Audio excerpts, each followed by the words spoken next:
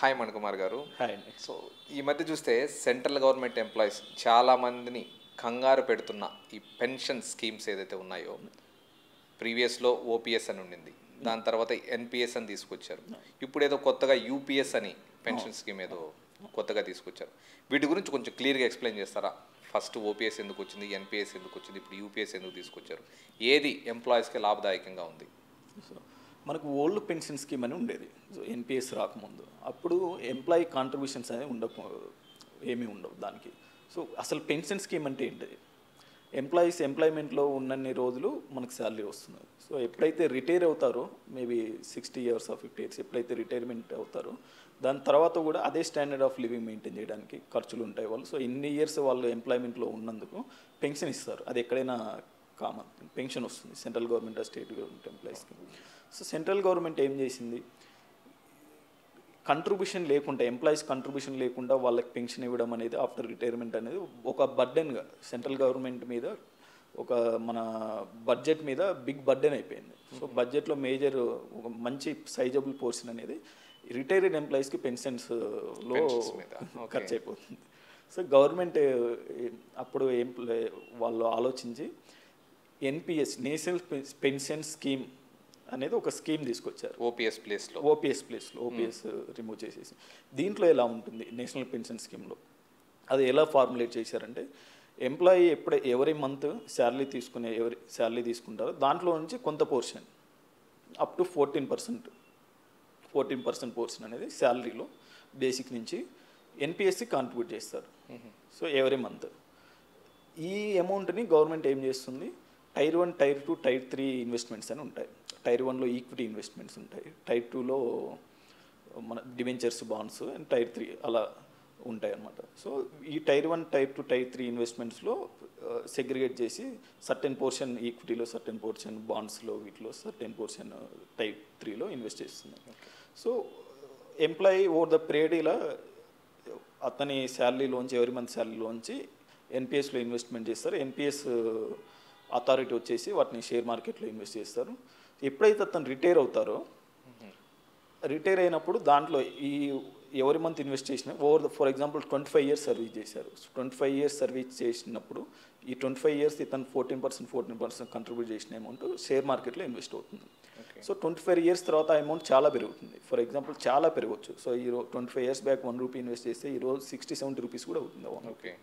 So అది 100% అయ్యే chance ఉంటుంది. సో అది ఎలా గ్యారంటీ ఏంటిదంటే, ఇప్పుడు 25 years బ్యాక్ వెళ్తే ఎన్ఎస్సి, బిఎస్సి ఇండెక్స్ చూడండి మీరు, థౌజండ్స్లో ఉంటుంది. ఓకే.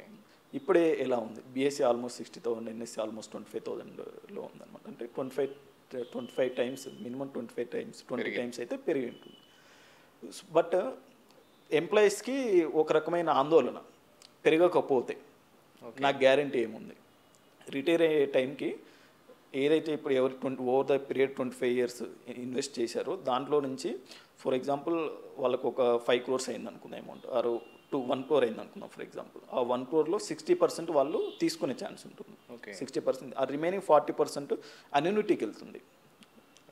అన్యూటీ అంటే ఏంటిదంటే, ఆ 40% ఎక్కడైనా ఫిక్స్డ్ డిపాజిట్స్లో కానీ, గవర్నమెంట్ రికగ్నైజ్డ్ దాంట్లో గవర్నమెంట్ దగ్గర ఫిక్స్డ్ డిపాజిట్స్లో కానీ, మళ్ళీ షేర్ మార్కెట్ కానీ ఉంటుంది. దాంట్లో నుంచి అతను రిమైనింగ్ లైఫ్ టైంలో పెన్షన్ వస్తుంది అతనికి ఎవరి మంత్. ఓకే. ఓకే.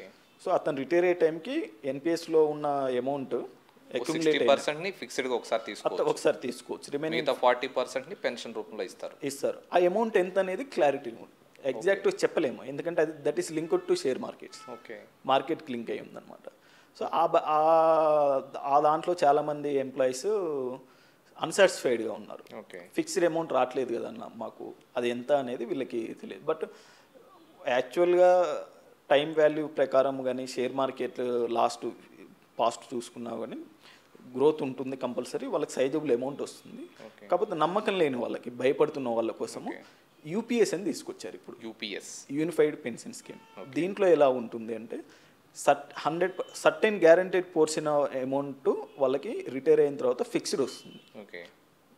ఎంత వస్తుంది అంటే, last 1 year, last 12 months, 1 year and 12 months, last 12 months basic పేలో 50% గ్యారంటీడ్ పెన్షన్ వస్తుంది వీళ్ళకి. అంటే సపోజ్ అతను రిటైర్ అయ్యే టైంకి అతని శాలరీ మంత్లీ శాలరీ 1 lakh ఉందనుకుందాం, దాంట్లో బేసిక్ 50,000 ఉందనుకుందాం.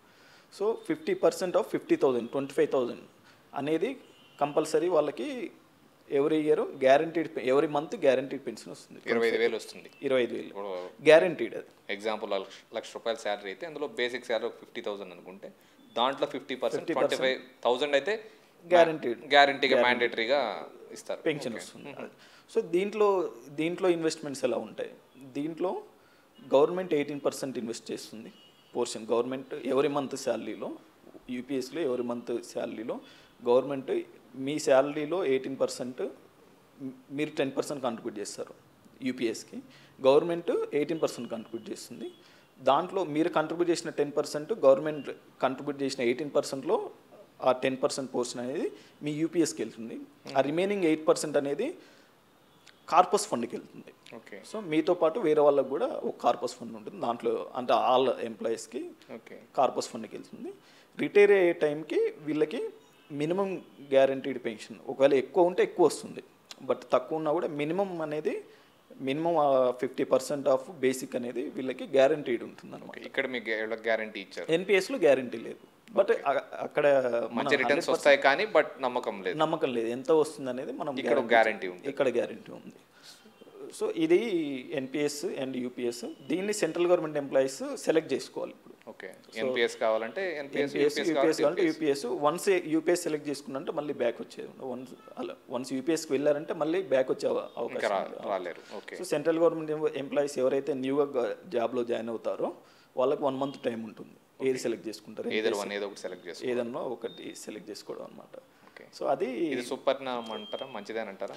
మంచిదే చెడ్డదా అని చెప్పలేము, బట్ గ్యారంటీ అమౌంట్ కావాలి నాకు రిటైర్ అయిన అలాంటి వాళ్ళకి యూపీఎస్ లేదా నాకు మంచి రిటర్న్స్ కావాలి ఫ్యూచర్లో అనుకోని ఎన్పిఎస్. సో 100% క్యాలిక్యులేట్ చేయలేము, బట్ ఎన్పిఎస్ పోర్టల్లో మనకి యూపీఎస్లో అండ్ ఎన్పిఎస్ క్యాలిక్యులేటర్ ఒకటి పెట్టారు.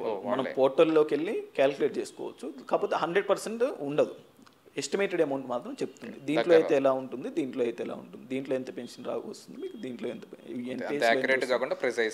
ప్రిసైజ్ కొంచెం అటు ఇటుగా చెప్పాలి. సో ఎన్పిఎస్ పోర్టల్లోకి వెళ్ళి మనము గవర్నమెంట్ ఎన్పిఎస్ పోర్టల్లోకి వెళ్ళి క్యాలిక్యులేటర్లో చెక్ చేసుకొని ఏదైతే బెటర్ అది సెలెక్ట్ చేసుకోవచ్చు. Okay, thank you so much.